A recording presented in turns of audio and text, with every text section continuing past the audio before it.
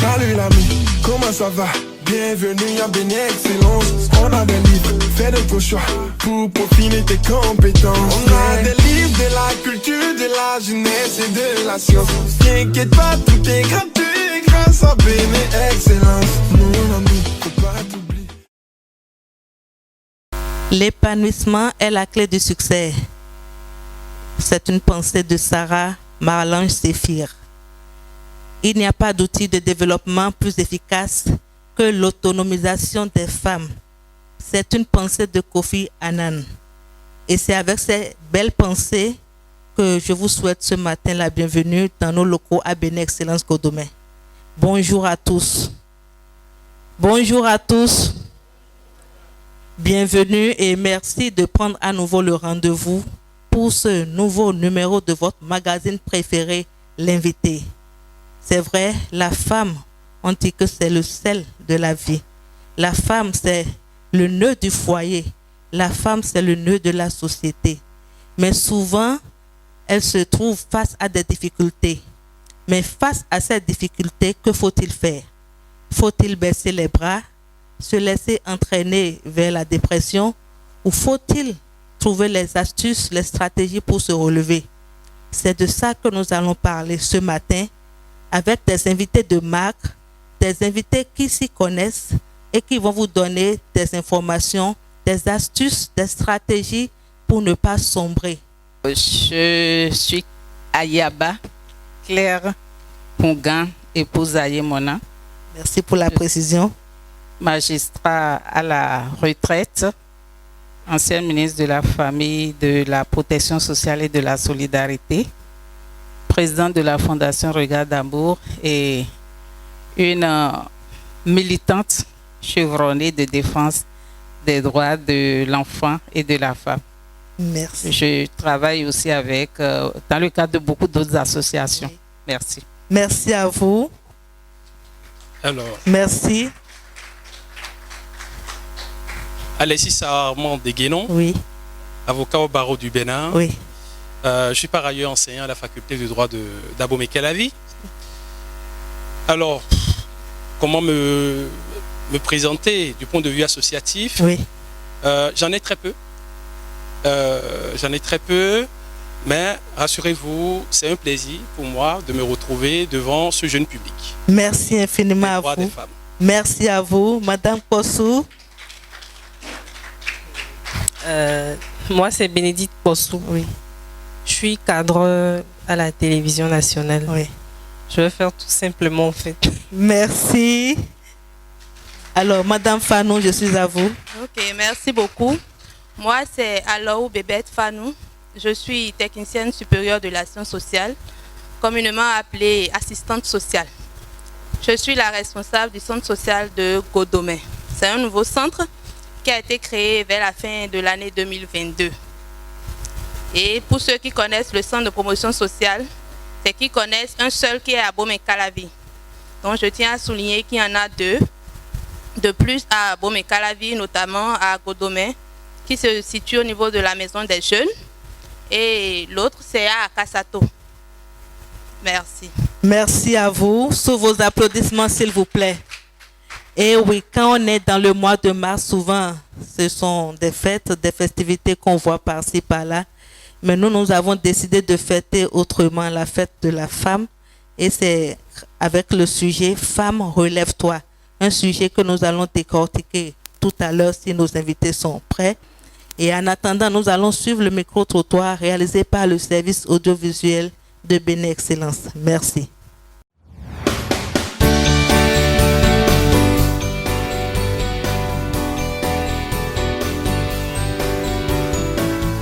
Déjà, je m'excuse pour la qualité de ma voix. Les problèmes, généralement, que la femme rencontre, c'est lié à l'inégalité genre. Généralement, les problèmes que la femme rencontre au foyer sont de plusieurs ordres. Quand une femme, elle est ménagère, elle s'occupe trop des enfants, elle s'occupe du mari et elle s'oublie elle-même. Ce qui fait que, par moment, Le mari a tendance à la tromper, à ne pas la respecter parce que elle n'est pas à la hauteur. Elle ne prend plus soin d'elle. Elle ne pimente plus la relation. Il y a aussi le problème des finances parce qu'une femme qui ne sort pas et qui est à la maison se croit tout permis. Elle ne se rend pas compte des difficultés, de tout ce que son mari traverse. Donc quand, par exemple, le riz finit, si le monsieur n'achète pas, elle se fâche. Or, elle ne sait pas que le monsieur a aussi une pression. Les femmes qui travaillent, elles ont tendance, bien vrai, elles sont indépendantes financièrement, mais elles ont tendance à oublier, quel que soit le poste de responsabilité, quel que soit le pouvoir que j'ai dans l'exercice de mes fonctions. Quand je rentre à la maison au portail, je vais déposer ma casquette et je serai soumise à mon mari. Nous savons que elle est souvent au four et au moulin. Et elle est malheureusement battue parfois par son époux. Et en griffe, quand il y a un problème dans le foyer, c'est sur elle que les gens remettent d'abord le tort avant de penser au mari. Et je prends un exemple simple. Un invité vient voir que, par exemple, la chaise qui devait être à tel endroit est de l'autre côté. On ne cherche pas tout de suite à savoir si c'est le mari qui l'a déplacé ou pas. C'est tout de suite, la femme ne tient pas bien le foyer, ne range pas bien les choses. En plus de tout ça, maintenant, elle doit gérer les stress de son mari. J'ai un élève qui a l'habitude de dire que les enfants ont leurs caprices, moi aussi j'ai mes caprices. Les femmes rencontrent de nombreux problèmes. Elles font face à un problème de charge mentale. Pourquoi? Parce qu'elles doivent combiner leur rôle de maman, d'épouse, tout ça à ceux de la vie professionnelle. En sorte qu'elles sont souvent face à un burn-out. Elles se sentent mal dans leur peau, elles se sentent dépassées. Quand elles sont au boulot, elles se sentent mal parce qu'elles ont laissé leur enfant à la maison. Elles ont plus de pression de faire bien le travail pour qu'on ne dise pas parce qu'elles sont femmes, elles n'arrivent pas à donner le meilleur rendement possible. Et il y a aussi la vie à deux qu'elles doivent arriver à gérer correctement pour que la flamme, la passion et tout ce qui va avec perdure. On doit demander à la femme de beaucoup prier et on doit demander à la femme de toujours se soumettre à son mari. C'est l'homme qui est venu demander notre main auprès de nos parents. Ce n'est pas la femme qui est allée demander la main auprès de ses parents. Il faut aussi beaucoup de patience, la patience et le silence. Et tout dans le calme et dans la douceur parce que même la langue et les dents se disputent. Donc il faut aussi voir quand est-ce qu'il faut parler au monsieur. Le monsieur est revenu du bureau tout stressé. C'est en ce moment, tu lui dis, la tomate est finie, le sel est fini. Donc il faut avoir beaucoup de concessions et avoir de la hauteur. Et surtout que rien ne vole notre joie. Il faut qu'on soit toujours en joie. Si une maman n'est pas en joie, elle ne pourra pas transmettre cette joie-là à son mari ni à ses enfants. Et la femme, quel que soit le nombre d'enfants qu'elle a fait, elle doit toujours être pimpante. Elle doit toujours bien s'entretenir.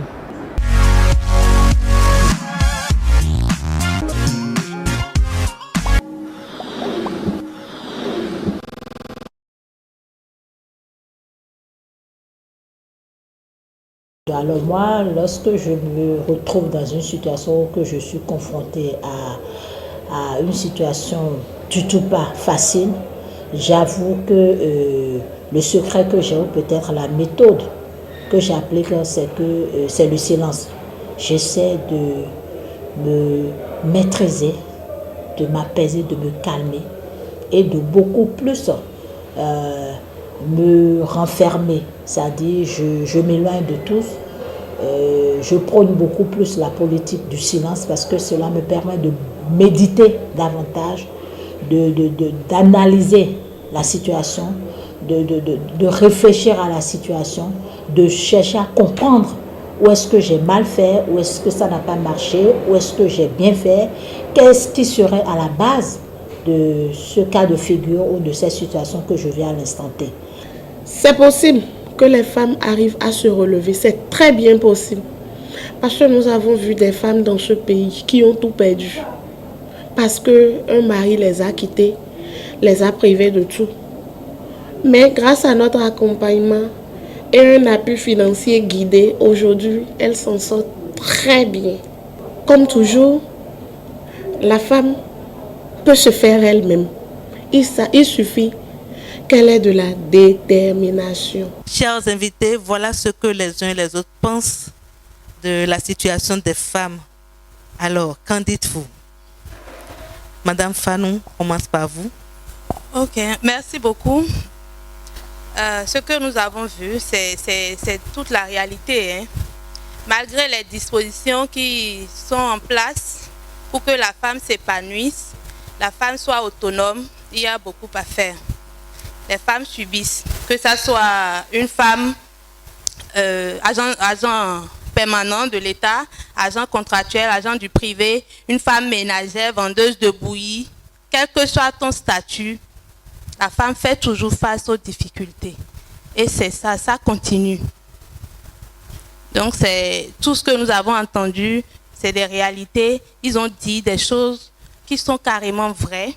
Les difficultés sont là. Comment faire pour apaiser aussi, ils en ont parlé. Et vous avez fait un bon travail. Merci à vous. Madame Possou. Bon, je dirais, après avoir suivi les micro-trottoirs, oui. La majorité ont dit pratiquement la même chose. Oui. La réalité des femmes, la réalité dans le foyer, dans la vie, tout ce que les femmes vivent en fait. Et malheureusement, je ne sais pas, mais ça va en fait de mal en pire. Mais j'ose croire qu'avec le temps, et peut-être avec les conseils de Madame la ministre, oui, on pourra s'en sortir. Parce qu'on est dans un monde qui va de mal en pire en fait. Ok, merci beaucoup. Merci à vous, Madame Possou. Maître Deguenon. Oui, attentivement, j'ai suivi ce Vox Populi. Je dirais que je retiens 3 mots-clés. Responsabilité, compréhension et amour. Pour m'approprier l'association, l'ONG la dénomination de l'ONG de Madame le ministre. Alors, responsabilité, c'est quoi? Qu'est-ce que j'y mets derrière? La femme dans le foyer, elle a une grande responsabilité. Et il faut nécessairement en prendre conscience. La femme elle-même doit prendre conscience. D'où, c'est quand elle n'a pas conscience, à mon avis, que nous tombons dans les travers de burn-out. C'est-à-dire, elle est dépassée par les événements. Elle doit prendre conscience de cela. Bien sûr, l'homme également doit prendre conscience de cette grande responsabilité. Je dis compréhension qui n'est rien d'autre que la conséquence du dialogue, de la communication au sein du couple. Quel que soit le schéma, il faut s'écouter, il faut se comprendre. Voyez-vous, amour, parce que au-delà de tout, on doit pouvoir s'aimer. Et je pense que lorsqu'on parvient à poser ces 3 balises, un peu comme nos parents ou nos parents le disent, c'est-à-dire, je dis, un foyer à 3 piliers tient nécessairement debout, plutôt qu'un foyer à 4 piliers. Les 3 piliers symbolisant l'équilibre. Voyez-vous. Donc, je parle de ces 3 piliers-là pour dire, fondamentalement, c'est ce que je retiens du reportage. Responsabilité, compréhension et amour. Et lorsque nous parvenons à poser, à nous conformer à ces 3 piliers, je pense que tout doit pouvoir y aller. Responsabilité, amour et compréhension. Amour. Merci à vous, Maître Deguenon. Madame Claire Yemuna. Merci. Comme les autres, je dirais que tout a été dit dans le Vox Populi. Oui. Il y a simplement une attitude de grande soumission que je n'ai pas trop partagée. Et là, j'ai été captée par l'intervention de la dame qui disait qu'il y a des questions existentielles que nous devons nous poser et ça, c'est très important. Tout à fait. D'abord, la vie est un combat. Ça, je le dis quotidiennement. Que nous soyons hommes ou femmes, la vie est une suite de combats. Nous allons toujours tomber à des moments donnés et nous devons avoir le courage de nous relever. Si nous nous préparons à ce que la vie est une suite d'obstacles à franchir. C'est que devant les obstacles, nous allons trouver l'énergie nécessaire pour sauter et avancer. Maintenant, les questions existentielles, c'est très important. Que nous soyons hommes ou femmes, qu'est-ce que nous voulons de notre vie? Quel choix devons-nous faire? Est-ce que nous voulons être une femme entièrement entretenue par un homme, au service de l'homme, soumise à l'homme, une femme comme un objet qu'on va acheter pour l'utiliser à bon escient? C'est notre choix de vie. Si nous choisissons d'être une femme soumise, une femme achetée par la demande, parce qu'elle a évoqué demande de mes dons, l'homme a les moyens de s'offrir une femme pour tout lui faire. Elle envoie de l'argent et tout ce qu'il faut, on va lui chercher la femme. Si vous faites ce choix, vous allez accepter d'être soumise, mais il ne faut pas regretter après. Est-ce que vous voulez être un sujet de droit qui veut avoir son mot à dire? Quelqu'un qui veut vivre dans un partenariat avec l'homme. Parce que quand vous êtes dans un choix de soumission extrême, vous n'avez même pas l'occasion de vous exprimer, de communiquer, de donner votre avis et de dire ce que vous pensez. Mais vous êtes là pour exécuter, pour faire des enfants, pour s'occuper du mari, faire la cuisine de la belle famille. Si vous ne le faites pas, on vous passe à tabac. Mais par contre, si vous voulez vous aussi avoir votre mot à dire, il faut pas choisir d'être celle qui va tout attendre de l'homme. C'est en cela que le combat est aussi nécessaire. Et aujourd'hui, je le dis souvent, le développement, les besoins de la vie, les exigences de la vie qui ne se limitent plus seulement aux besoins fondamentaux de se nourrir, se vertir, se soigner. Ça va au-delà. Nous avons les droits sociaux, les droits au loisir des intéressés des enfants. Donc, si vous voulez avoir tout ça aujourd'hui, plus aucun homme ne veut épouser une femme qui sera entièrement un poids et à sa charge. Mais si vous êtes une femme entièrement à charge, vous serez considéré comme un objet et il serait difficile pour vous de revendiquer les mêmes droits que l'homme alors qu'au départ, vous n'avez pas fait l'effort de vous mettre sur un pied d'égalité en allant dans le ménage. Merci à vous, Madame Claire Ongan et Mona. Je reste avec vous. Alors, vous avez été ministre. Est-ce que durant votre carrière en tant que ministre, vous avez eu des situations liées aux gens? Et naturellement, ce n'est pas l'assistance sociale qui va démentir.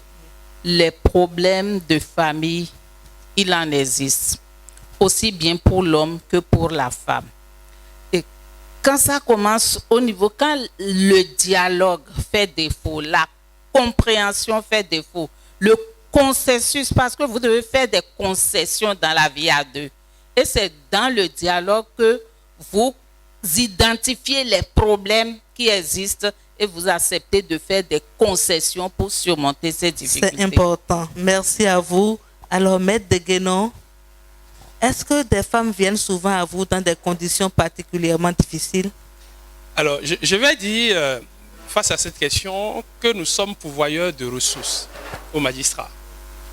Bien que, oui, pourvoyeurs de ressources, même si c'est des ressources bien malheureuses que nous portons vers les magistrats. Peu ou prou, je dirais, vous avez des femmes, elle a dit, Madame le ministre l'a dit, des femmes violentées dans le couple. Et faute de solution, malheureusement, le problème est porté devant les magistrats pour règlement. Parfois, ces problèmes sont portés directement vers les magistrats, peut-être pas le biais, et souvent d'ailleurs, le biais des assistantes sociales, parce que, enfin, encore faudrait-il que l'on connaisse la fonction des assistants sociaux. Oui. Je vais vous encourager peut-être à organiser une séance à cet effet, afin de sensibiliser sur les fonctions des assistants sociaux dans la société. Oui. Donc, il y a certaines qui sont portées directement vers les assistants sociaux qui, faute de solutions, vont saisir les magistrats. Il y a des avocats qui sont saisis des cas de violence et dans le cadre d'une procédure judiciaire, le problème porté vers les magistrats pour solution. C'est pour vous dire, nous en rencontrons. Nous en rencontrons des problèmes de violence. Nous en rencontrons lorsque vous les recevez, vous sentez des femmes à bout. Merci à vous. Madame Fanou, alors au centre social, je pense que c'est surtout du social que vous faites. Bien sûr. Alors, est-ce que ça aboutit souvent? Bon, au centre social, oui. Nous rencontrons tous les jours les femmes en difficulté. Tu es là un matin, une femme vient avec des séquelles de bastonnade, le visage tuméfié, et tu te demandes si elle a été attaquée par un animal. Mais non, c'est son mari qui allait demander sa main, comme on l'a dit tout à l'heure, qui lui a fait ça. Quand on rencontre ce genre de cas, souvent, la première des choses, c'est que l'usager aille à l'hôpital, se soigner d'abord pour qu'il n'y ait pas de gravité après. Après, on essaie d'inviter le mari. On essaie de faire comprendre à la dame que la première chose, c'est pas d'inculquer son mari, c'est pas de l'enfermer. Mais on va chercher la cause. Voir si c'est que les deux, l'avocat parlait tout à l'heure de la responsabilité. Si c'est que les deux ne sont pas informés, ils ne savent pas comment gérer, on les accompagne à mieux s'organiser. Situer chacun dans ses responsabilités et accompagner maintenant pour voir ce que ça va donner. Mais lors de la médiation familiale, quand on voit qu'il y a une partie qui n'est pas accessible, surtout l'auteur de la violence, là on fait recours aux policiers. On envoie le cas au commissariat et on s'érige en petit avocat pour le moment parce que la femme n'a pas les moyens d'aller vers l'avocat. On l'assiste, elle essaie de raconter son histoire et tout. Et la police prend, l'OPJ prend l'affaire en main et poursuit. Merci. Alors, Madame Possou, opératrice de prise de vue, au milieu certainement de beaucoup d'hommes, parce qu'on dit que c'est surtout un métier d'homme. C'est bien ça, non? Si, alors, comment vous vous sentez au milieu de tous ces hommes? Comment je me sens? Bon, d'abord de nature, en tant que femme, je suis du genre, j'aime pas trop parler, je reste souvent dans mon coin. Mais quand je suis arrivée dans la maison, il n'y avait que d'hommes. Du coup, j'étais obligée de faire comme eux. Je m'habille comme eux. Parfois, il y en a qui demandent carrément, toi tu es sûre que tu es vraiment une femme? On va vérifier, voici si tu es une femme. Du coup, je fais comme eux en fait, je ne fais pas la femme parmi eux. Et je prends surtout mon boulot au sérieux. Je ne me laisse pas faire. Donc, c'est un peu facile d'être parmi eux parce que je ne fais pas la femme, je ne joue pas la femme. Je suis parmi eux, je fais comme eux. Et vous n'avez pas été victime de discrimination à des moments donnés? Discrimination? Bon, pas vraiment, parce que je suis tombée dans de bonnes mains en fait. Donc, j'ai eu des gens qui m'ont dirigée de part et là. Donc, discrimination, bon, pas vraiment. Est-ce qu'il y a d'autres femmes à part vous dans votre domaine à l'ORTB par exemple? Si, il y en a, mais il y en a juste très peu. Deux ou trois, juste dans le domaine comme moi. Et est-ce que vous arrivez, puisque vous êtes opératrice de prise de vue, est-ce que vous arrivez d'aller en mission? Ah oui. Et comment vous faites pour la famille dans ce cas? Là, je vais d'abord dire merci à mon mari.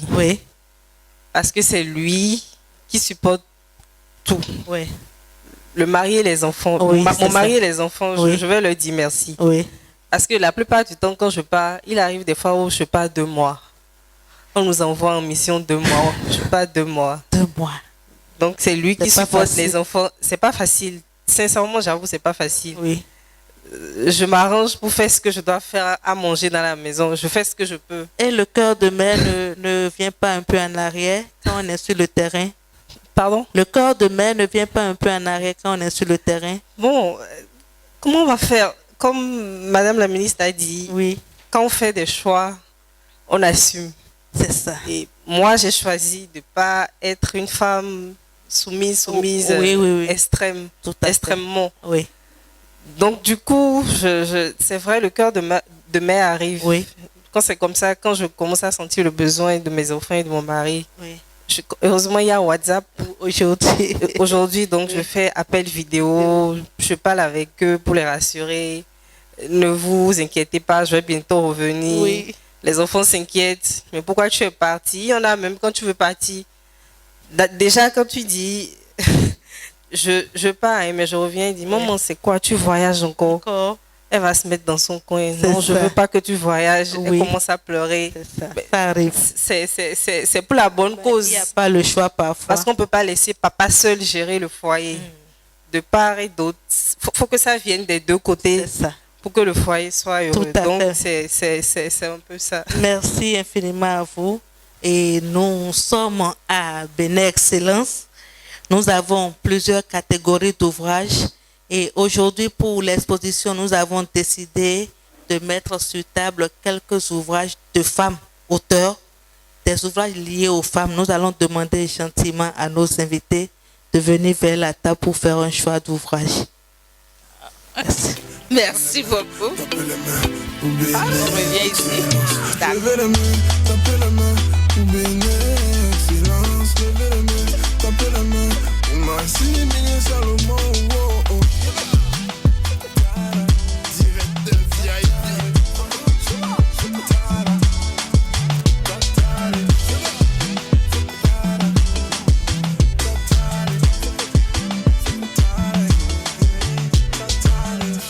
Nous allons permettre à nos invités de jeter un coup d'œil sur leurs ouvrages pendant quelques minutes.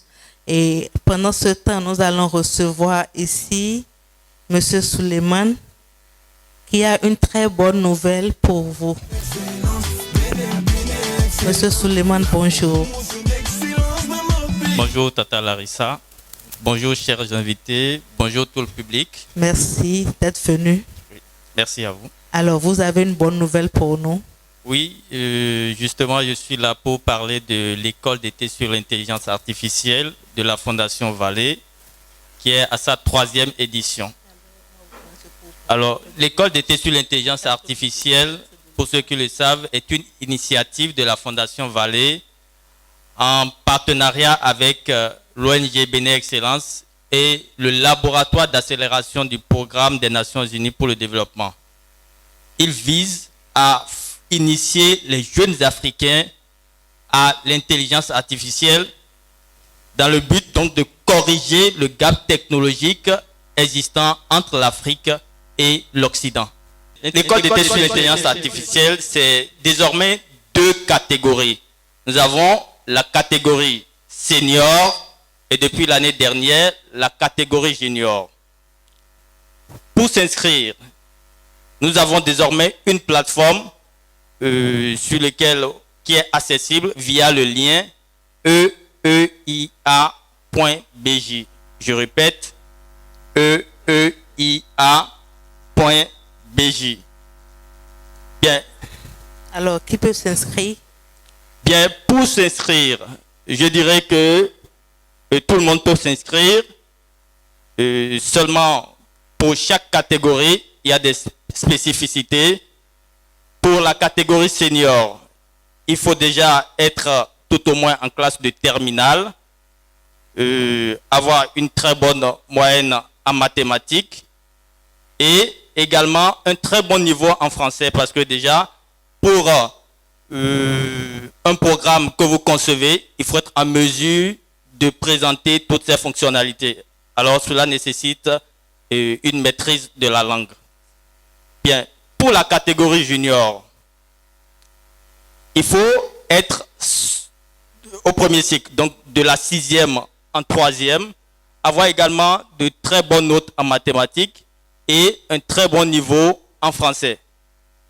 Chaque programme est défini, je dirais, se présente sur différents modules. Au niveau des seniors, nous avons essentiellement 3 modules. Donc, la programmation, le machine learning et la robotique. Donc ça, c'est pour les seniors. Et cela se déroule en 4 semaines. Pour les juniors, nous avons l'initiation à l'informatique, nous avons l'algorithmique, nous avons également la programmation en Scratch et l'initiation à l'électronique. Et cela se déroule en 2 semaines. Merci beaucoup. Merci à vous, Monsieur Suleiman. C'est moi. Merci. Et nous demandons à tous ceux qui sont amoureux de l'intelligence artificielle de juste faire le geste de s'inscrire. Vous n'allez certainement pas regretter. Merci. Retour sur notre plateau. Alors, Madame Claire Ougaïmouna, vous avez choisi quel livre? Alors, j'ai choisi Les blessures du silence de Natacha Célestrémé. Ça vous inspire quoi? Et en résumé, on dit une femme a disparu. Son mari évoque un suicide. Ses parents affirment qu'elle a été tuée. Ses collègues pensent qu'elle s'est enfuie avec un amant. Et si tout le monde se trompait? Qui croit? Qui manipule qui? Donc, c'est un livre dans lequel l'auteur dépeint les effets du harcèlement conjugal et les silences qui accompagnent cette violence invisible. Donc, je pense que j'ai fait un bon choix. Merci à vous. Alors, Maître Deguenon. Alors, j'ai choisi les coiffures d'Afrique. Je suis très porté vers les choses heureuses. Nous allons voir la caméra. Voilà. Les choses heureuses, je ne suis pas dans la tristesse. Et pour vous dire que j'aime avoir la femme heureuse. Et j'aime avoir une femme ou regarder une femme qui a eu une tête bien faite, aussi bien dans la forme que dans le fond, c'est-à-dire qu'il y en a dans le crâne, si je peux m'exprimer ici. Bien sûr, ce n'est pas que c'est une particularité. Puisque nous sommes tous dotés de cet esprit-là. Donc, c'est pour vous dire, lorsque la femme s'investit véritablement dans l'intelligence, il y en a à tirer, comme il y en a à tirer chez l'homme. Voilà, donc c'est pour ça que je suis porté vers ces tours. Merci à vous, Maître Deguenon. Madame Possou, vous avez choisi quel livre? Le devoir conjugal. Alors, la caméra. Le devoir conjugal. Et ça vous inspire quoi? J'ai choisi le devoir conjugal parce que actuellement, dans notre société, je pense que nous les jeunes d'aujourd'hui, on ne sait pas encore concrètement c'est quoi le devoir conjugal en fait. Femmes et hommes. Donc c'est important d'apprendre pour savoir comment rester en couple. Parce que rester en couple, c'est pas seulement s'aimer, aller au rapport, faire des enfants.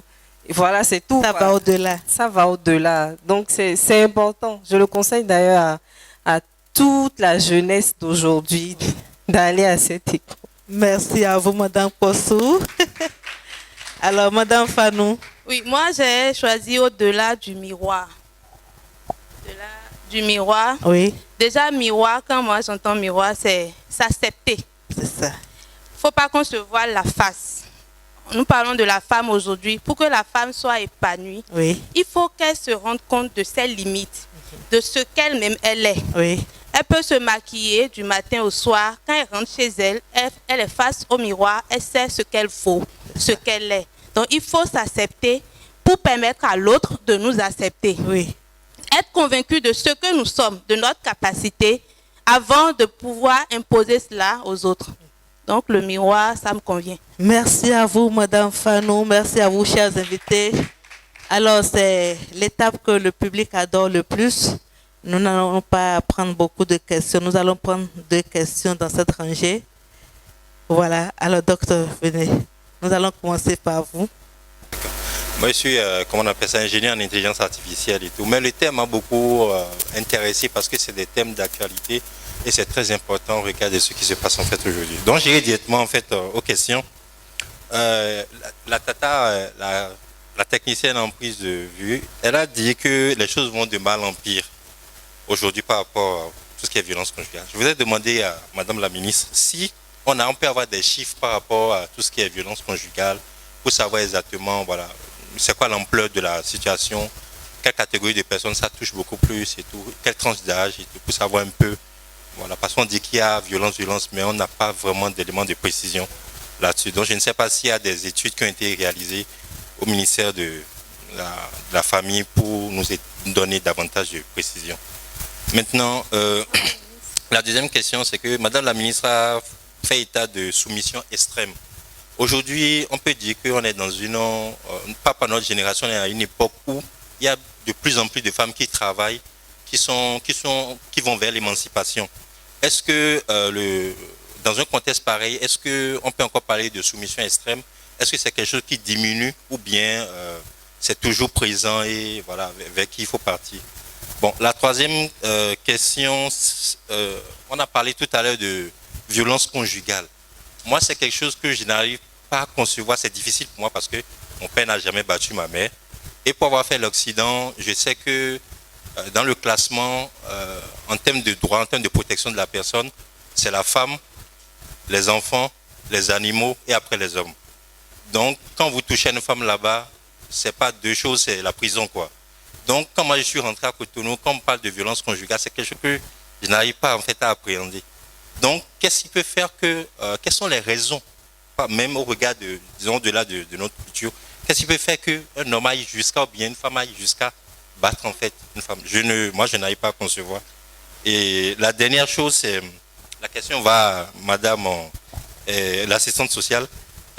Voilà, est-ce qu'il y a des programmes pour accompagner hors violence de couple les femmes vers une autonomisation financière, par exemple? Parce que vous avez dit qu'il faut les emmener en fait à ce qu'elles puissent accrocher à leurs activités pour qu'elles se dépassent tous les jours que Dieu fait. Mais est-ce que vous leur donnez les moyens de cette politique-là, voilà, pour que voilà, elles puissent s'accrocher réellement et bien faire leur travail et tout? Voilà mes questions. Merci.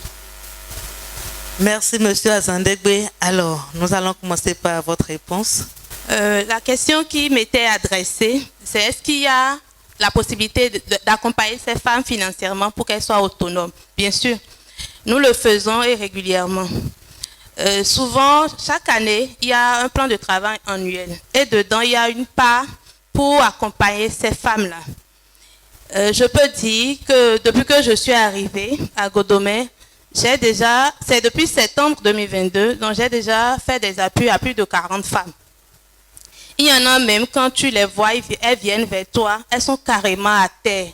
Mais il suffit juste que tu leur donnes 30 000 francs et un mois après, tu ne les reconnais plus. Merci à vous. Alors, Madame la ministre, ça c'est tellement quelque chose à ajouter. Puis, il y a eu quelques études qui ont été faites en la matière par le ministère des Affaires sociales aidé par des partenaires, je crois, en 2008.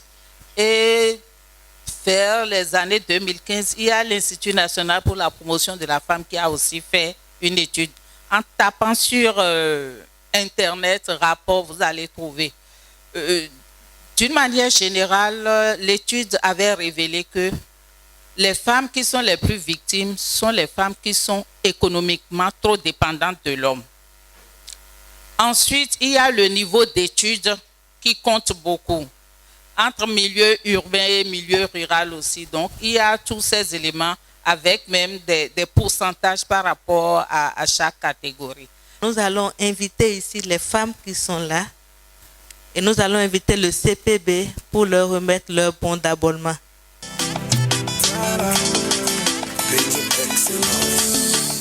Salut l'ami, comment ça va? Bienvenue à Béni Excellence. Alors, c'est définitivement fini pour aujourd'hui. Femme, relève-toi, c'est le thème de ce jour. On espère que chacun a tiré quelque chose de positif de tout ce qui a été dit. Nous disons simplement que les femmes qui sont en difficulté peuvent toujours se relever. Vous avez la possibilité de vous relever. Il suffit de prendre la décision. Et le travail libère l'homme, on dit souvent, mais encore plus la femme. Il revient aux femmes de se prendre réellement en charge et de travailler dur pour y arriver. Merci à nos chers invités. Merci à ce charmant public. Merci au service technique de l'ONG Béni Excellence. Merci au service audiovisuel. Merci à toutes les charmantes dames de façon particulière qui sont là. avec nous aujourd'hui. Merci à chacun et à tous. Et on se dit à très bientôt pour un autre numéro. Merci.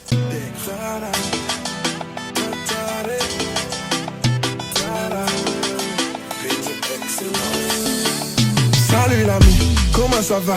Bienvenue à Béni Excellence. On a des livres, fais de ton choix pour peaufiner tes compétences. On a des livres de la culture, de la jeunesse et de la science. T'inquiète pas, tout est gratuit grâce à Béni Excellence. Mon ami,